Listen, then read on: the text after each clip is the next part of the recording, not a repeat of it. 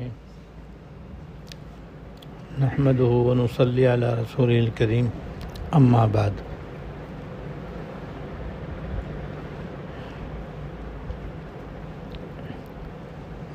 خلفائے بنو عباس میں سے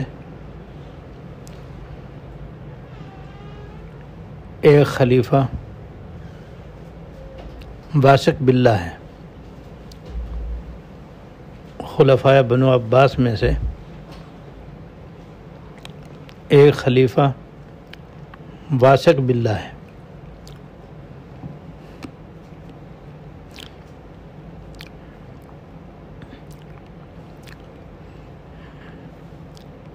اس کو اپنی حکومت کا بہت ہی نشہ تھا اور سمجھتا تھا کہ شاید یہ میرے پاس ہمیشہ رہے گی، جو سراسر اس کی غلطی ہے،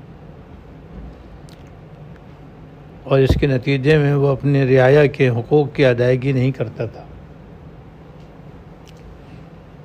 اور وہ حکومت کے نشے میں مبتلا ہونے کی وجہ سے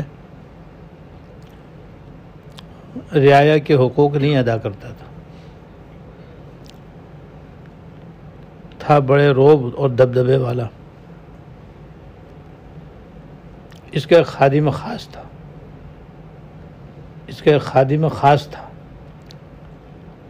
اس کا نام تھا الواسقی۔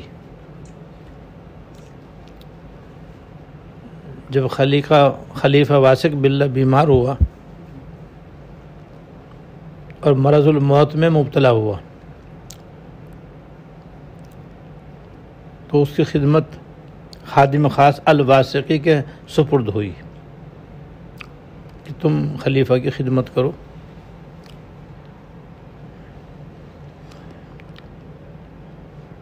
کہتے ہیں جب خلیفہ کی حالت بہت خراب ہوئی اور وہ بے ہوش ہوا تو مجھے اندازہ ہوا کہ شاید اب یہ ختم ہو گیا۔ اس وقت اور بھی جو افراد وہاں موجود تھے، میں نے ان سے کہا کہ تم ذرا جا کے دیکھو خلیفہ زندہ ہے یا نہیں۔ کسی کی بھی ہمت نہیں ہوتی تھی اس کے پاس جانے کی، اس کے رعب کی وجہ سے کسی کی بھی اس کے پاس جانے کی ہمت نہیں ہوتی تھی۔ آخر میں نے ہمت کی، میں گیا اور جا کر کے میں نے یہ جاننے کے لیے کہ اس کے اندر روح باقی ہے یا نہیں، اس کی ناک پر انگلی لگائی، کیونکہ سانس تو آدمی ناک سے لیتا ہے نا۔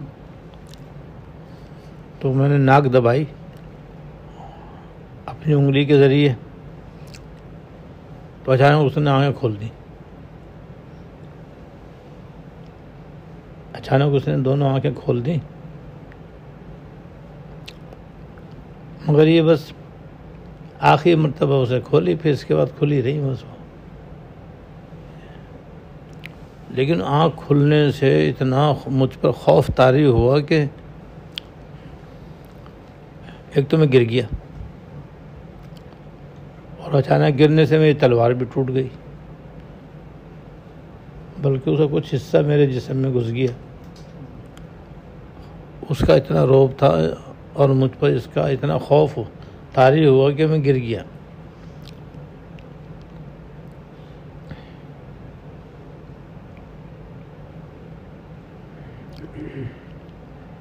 لیکن جیسے میں نے عرض کیا کہ وہ تو آخری مرتبہ اس نے آنکھ کھولی تھی، پھر وہ کھلی کی کھلی رہ گئی اور اس کی روح پرواز کر گئی۔ جب یقین ہو گیا کہ اب خلیفہ کا انتقال ہو گیا ہے تو اس کے اوپر چادر ڈھک دی۔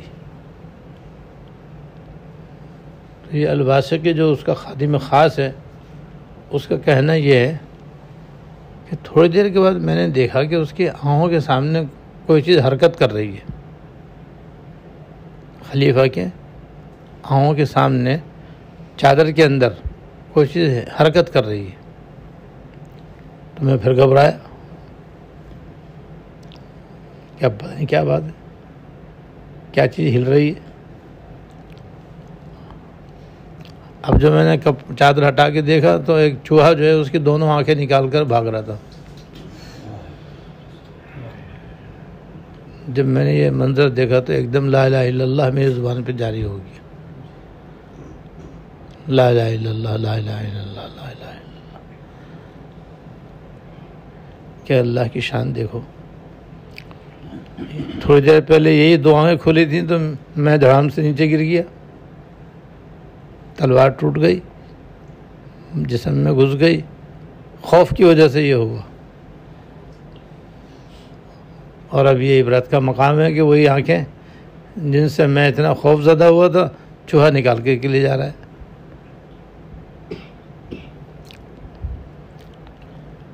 تو وہی چاہے بادشاہ ہو یا فقیر، موت تو آنی ہے، اور انسان کا روب دبدبہ جو ہے بس یہ موت پہ ختم ہو جاتا ہے۔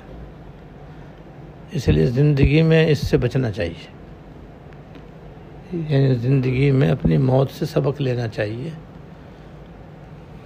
کہ دوسروں کے حقوق ادا نہ کرنا اور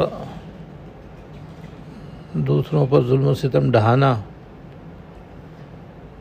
دوسروں کے حقوق ادا نہ کرنا، یہ بڑے عذاب و وبال کی چیز ہے۔ کتنے بڑے سے بڑا بادشاہ ہو، موت آتے ہی سب کچھ ختم ہو جاتا ہے، ختم ہو جائے گا اسی طریقے سے سب، اور پھر ایک دم آدمی کے آنکھ بند ہوتے ہی حساب شروع ہو جائے گا۔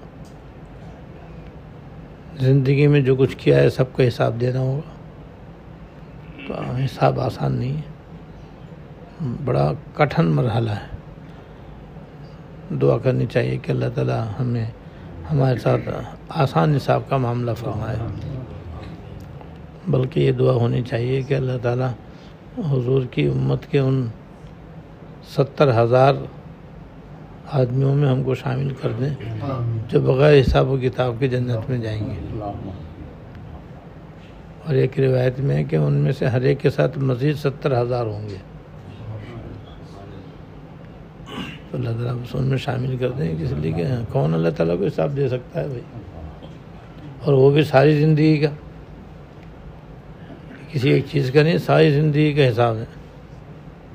تو یہ آخرت کا حساب جو ہے بہت زیادہ قابل فکر ہے۔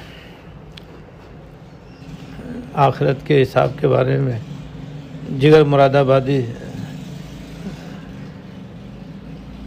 رحمۃ اللہ علیہ کا شعر ہے کہ پینے کو تو بے حساب پی لی،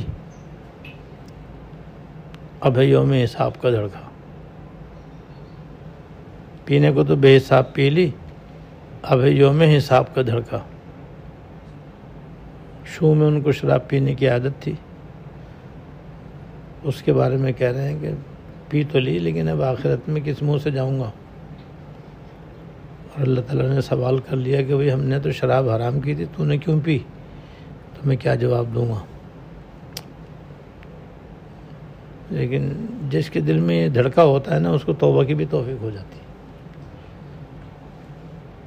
چنانچہ ان کو توبہ کی توفیق ہوئی، حضرت تھانوی رحمۃ اللہ علیہ کی خدمت نصیب ہو گئی، صحبت نصیب ہو گئی، اور 2 ان سے گناہ ہوئے تھے اور ایک ان کی آرزو تھی جو حضرت کی دعا کے طفیل نصیب ہوئی۔ ایک تو شراب پینے کی عادت تھی، حضرت کی خدمت میں جانے سے اس کی توبہ کی توفیق ہو گئی۔ دوسرے داڑھی منڈاتے تھے، اللہ پاک نے داڑھی رکھنے کی توفیق دے دی، ایک گناہ سے بھی توبہ کر لی۔ تیسرے ان کو حج کی تمنا تھی، وہ بھی اللہ پاک نے نصیب فرما دی۔ اللہ تعالیٰ کے نیک بندوں کی صحبت ایسی اکسیر ہے کہ بڑے سے بڑا پاپی بھی انسان بن جاتا ہے، اس لیے اس کا اہتمام کرنا چاہیے، اپنے لیے بھی، اپنی اولاد کے لیے بھی،